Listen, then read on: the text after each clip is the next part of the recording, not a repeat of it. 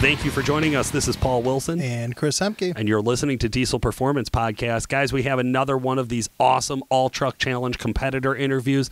Today, we are very excited to have on Mario Diangelo. Mario, how the hell are you?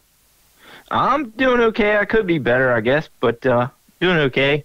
It's always around this time of year that just everything in life wants to kick you all at the same time. Very true. And then, Sarah decides to complicate that and have an event in the fall, right? So it's right, it's everything else. Right. I dig it. We'll blame it on Sarah. She'll appreciate that. Just playing, of course. We love Sarah Chapman. I think all of us are really excited for this event to kick off here. God, we're interviewing today, but this will go live even closer to the event. So, guys, we're just going to be a handful of days away when you hear this. Mario, give us a rundown, man. How do you feel about the show this year? I'm pretty excited. It's like every year you always think you're prepared, and every year when you get there, you find out that there was one thing or a couple things that just didn't hit when they needed to. So you usually find it when you're just past the drag racing portion and you're starting on either the 100-mile drive or something like that. You realize, oh, crap, I forgot this or that.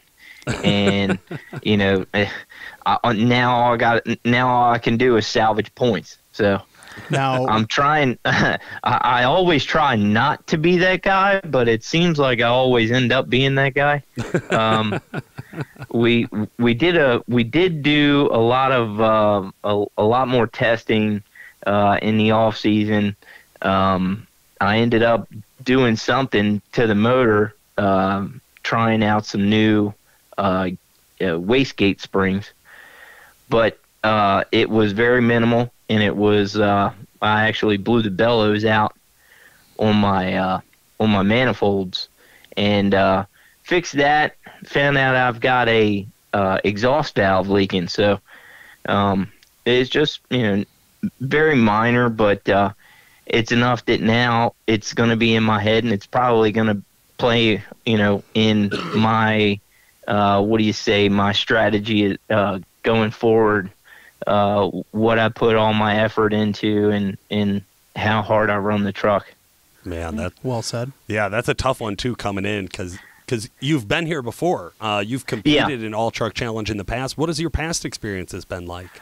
So I've competed since the beginning, since the inception, really. And they keep adding trucks, and I keep coming out 7th every daggone time.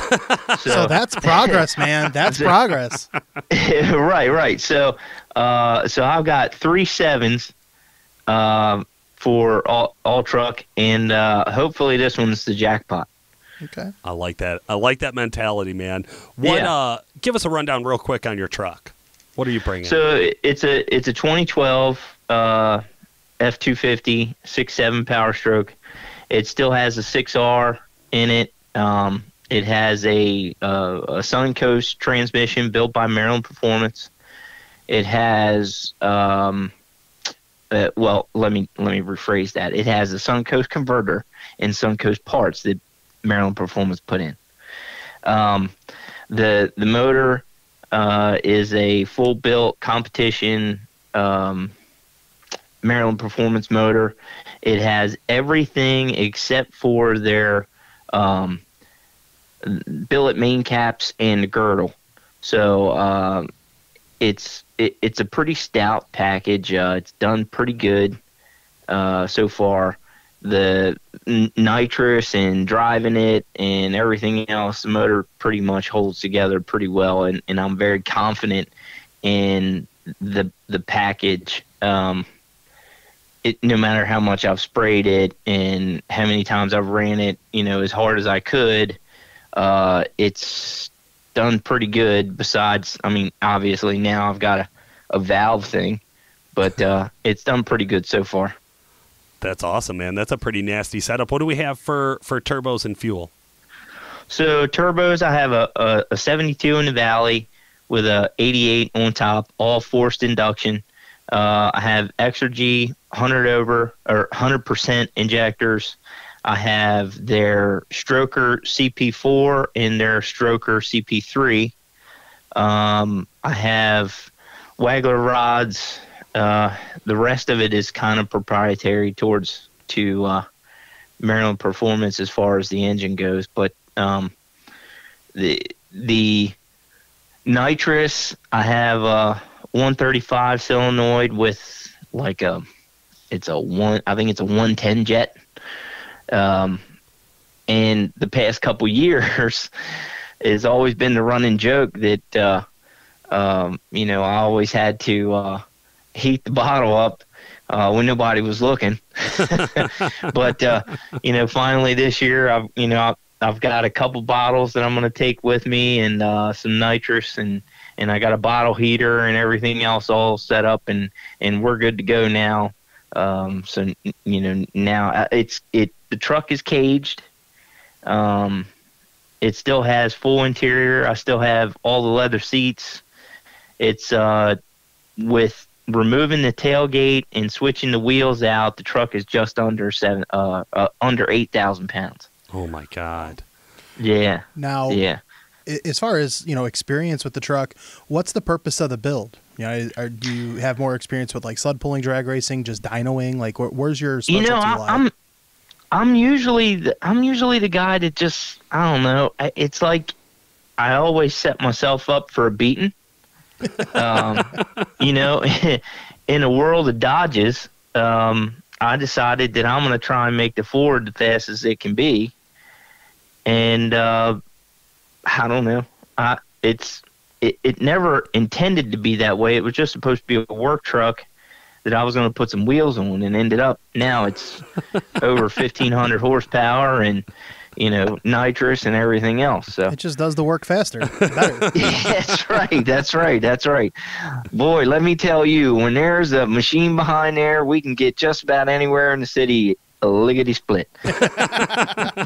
Oh man, that's what you tell the accountant at tax write-off, right? That's right. Now you mentioned the truck makes over 1,500 horse. What's the last numbers you had on a dyno? The last one I had that were favorable when things were all working and not slightly broken was 1483 at the wheels. And that was before wastegates, and it was before that Valley turbo was changed out. That was on the I had a 467 in the Valley with the 88 over it, and no wastegates. So I believe that was what was holding the I believed at the time that was what was holding the boost pressures up, and come to find out, it just needed, there was a lot more air that needed to get out of there to feed that 88. So Gotcha. That's interesting. Yeah. Have you put down some pretty good track passes? I mean, I'd imagine. You're rolling it at almost 8,000 pounds. It's probably not the fastest truck in the pack, but it's got a scoot. Right. Yeah, it gets down. The fastest time I had so far was when Levon was there with Jersey's truck. When Levon was driving Jersey's truck, and the truck ran a 677. Impressive. And that was, that was everything it had. I was really getting it, and it felt really good. We changed out the turbo, added the wastegates, and the fastest pass on fuel only with no nitrous in stock tune. I didn't even, the bellows blew as I was testing, so I did stock, tow, and I didn't even get to, street or performance, and the truck ran a 685 on fuel. Holy shit. So now with that coupled with some nitrous, should be pretty stout this year. So going into 2021, what's the which part of the event or the competition are you most nervous on, or do you think you're going to have the most struggles with? So usually, I will say that I think my favorite event of my favorite part of the All Truck Challenge has got to be the sled pull, just because it's not something that I do all the time. Okay. And once you do it once, it's really hard not to do it again. It's one of I always say it's one of those things you see it and it's like, nah, until you do it. Yeah, then it's a different that's feeling cool, altogether. Yeah, right. And then you're looking at the truck and it's got all these welded bars underneath that are all welded solid, and you're like, wow, what a way to ruin a truck. And then you do it once. I'm going to ruin my truck. And you're like, wow.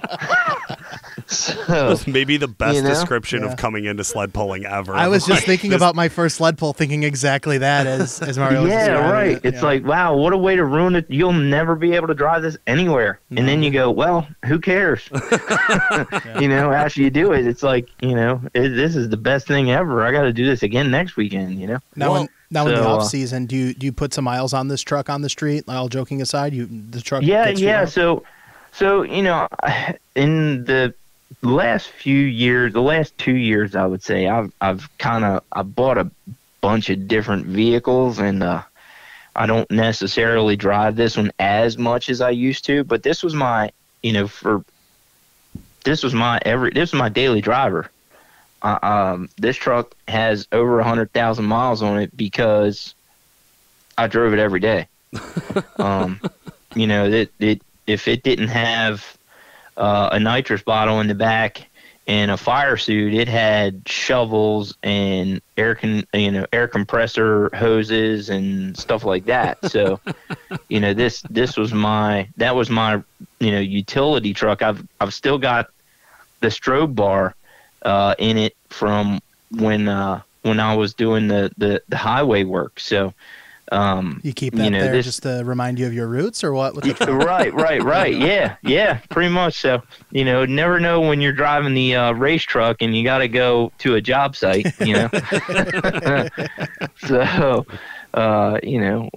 emergency service 24/7. So now, I know earlier you had mentioned, you can't shake that 7th place finish, but in retrospect, as more competitors are coming into this and you're placing 7th, technically you're going up in rankings. Right. Statistically, you're doing statistically, better. Yeah. Right. Yeah, and I'm putting a little more effort into it where, I would get some of the bigger names around me, like McCormick or Levon or Petrick or Payne or any of those guys, and I would start to kind of second guess myself that this thing's making 2,000 horsepower. There's no way in the world that I would, even Ziegler, there's no way in the world I could compete with a 2,000 horsepower truck. And then luck of the draw happens and somebody blows a fuel line or something happens and they don't make one or two calls, and now I'm above them in the points. And that's where this competition kind of differs from some of the others, is you don't really have that kind of time frame that you can throw 30 guys at a truck and boom, now it's completely rebuilt and they've got a fresh truck. They can, go out and tear up whatever. And it's not really, this isn't a money race. This isn't a race where you can just spend tons and tons and tons of money and come out just because you did that. You still have to have a little bit of the skill, a little bit of the luck on your side to make it.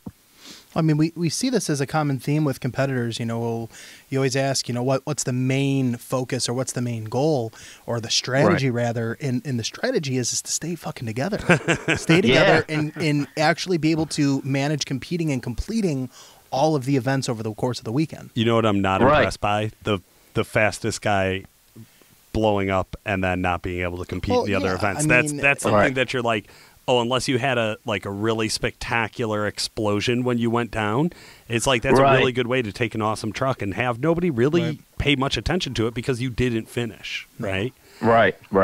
With that being said, there's also places that you got to take some risk. You got to push it. They moved the dyno to the last day. I think that's genius. Let's see really what you got. I know at UCC they have the dyno in the middle. I think for that event it makes a little bit more sense because there's so few sled pullers really going to compete at UCC. You put the toughest challenge at the end. How do you feel about that? How do you feel about the dyno being last? If you're close in the points, does that change your strategy on the dyno? You already got the leak and exhaust valve, you know. Well, it opens a lot of things up for me because now I don't have to worry about a sled pull afterwards or a dirt drag. Now if all I have to do at the end of it is make it through all those and then get to the dyno where, I can just pull a jet out and just go wide open and see what the daggone thing will hold and where that valve comes out. That it just then it becomes a real show because now all I got to do is get it on the trailer. I don't have to do anything else but get it on the trailer, So it makes it to where, guys like McCormick for one. I mean, I think those guys they tore that motor down and did it in frame 2 or 3 times the first time I saw him. And it was like, wow, they were up till 2 or 3 in the morning every night, and they had that truck running the next day. Yeah, it was amazing. Yeah, no, I mean, Josh has proven, don't count him out. If you see an explosion, he's prepared for that. Do not. He's the only guy I know that's that's like, you know what I'm going to do next year? I'm going to bring more pistons. Wow. Who says that, right? Yeah, right. Well, speaking of some of the other competitors here, who do you got your eye on? Who do you think is going to be in the top 3?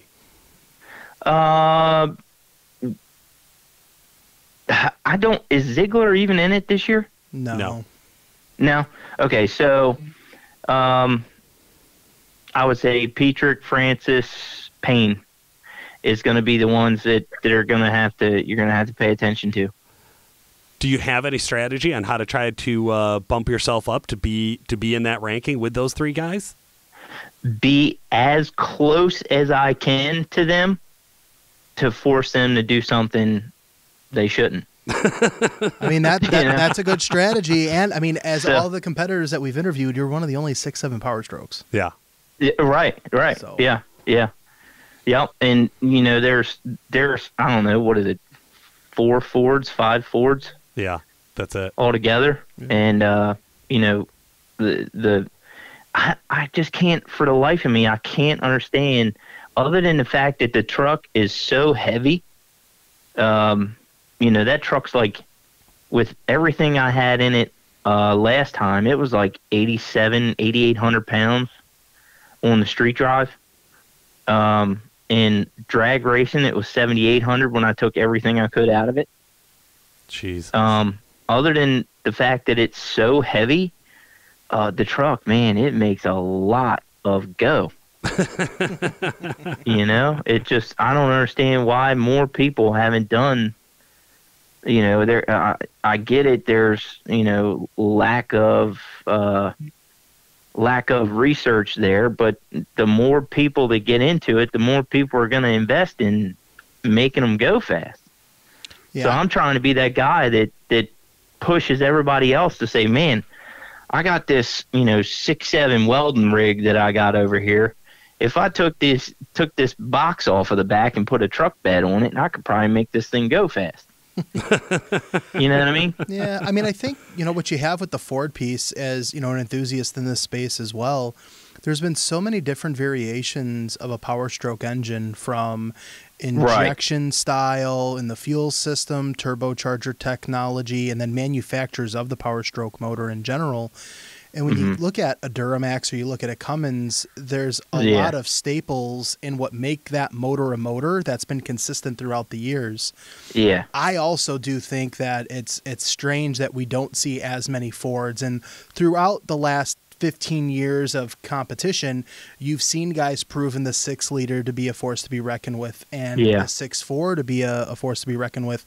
And now I feel like we're starting to see that kind of with the 6.7. They're a great motor nonetheless. Love them. And let's face it, I mean, you're in a nice comfy truck while doing the business, right? So that's always cool. Yeah. I'm excited to see how the truck pans out, and how consistent you can be getting that truck from A to B. It's going to be interesting in a sea of Duramax and Cummins trucks, how that stack up. Absolutely. Being that you have a unique truck, right, compared to a Duramax and a Ford, or a Duramax or a Cummins rather. There's got to be a team behind you to get the truck to the stature that it is for competition. Who would you like to give a thanks to? Well, first and foremost, obviously, Maryland Performance. They have done everything. Maryland Performance, Maryland Fleet. They have done everything that I've ever asked, and they've always made it to the show as far as the truck is concerned. It's always. No matter how much they have going on in their place, they've always came through.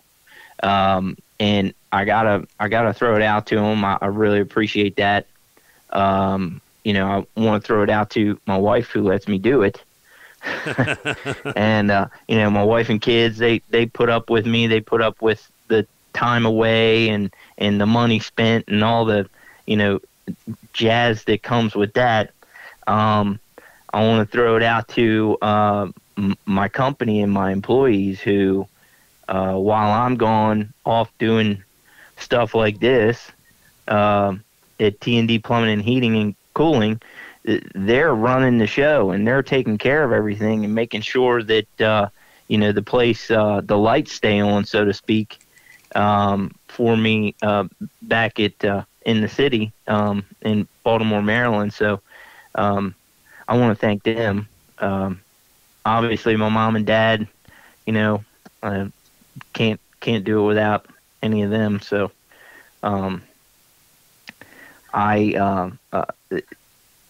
the team behind it, usually I'm there at the races. I'm there by myself, but behind the scenes, away from the racetrack, there's a lot of people helping me to get where I am. So I want to thank them. Yeah. Absolutely. Well, Mario, thank you so much for carving some time out to talk to our listeners today. I know we're rooting for you. Hell yeah. And Thanks. Listeners, if you want to go find out more about Mario's truck, where can they find you? On Safari Unit on Instagram. That's the truck page, and I usually try to keep up with it. I have a couple of them, a couple pages up there with various builds that I've done, and the Safari Unit page, I try to keep up with it with the newest things that we're doing and where we're going to be and what races we're heading to and that kind of stuff. So. That's so cool. Guys, definitely go and check that out. For today, Mario, thank you so much for joining us. This has been Paul Wilson. Thanks, guys. And Chris Semke. Thanks for listening. Boy, let me tell you, when there's a machine behind there, we can get just about anywhere in the city lickety-split.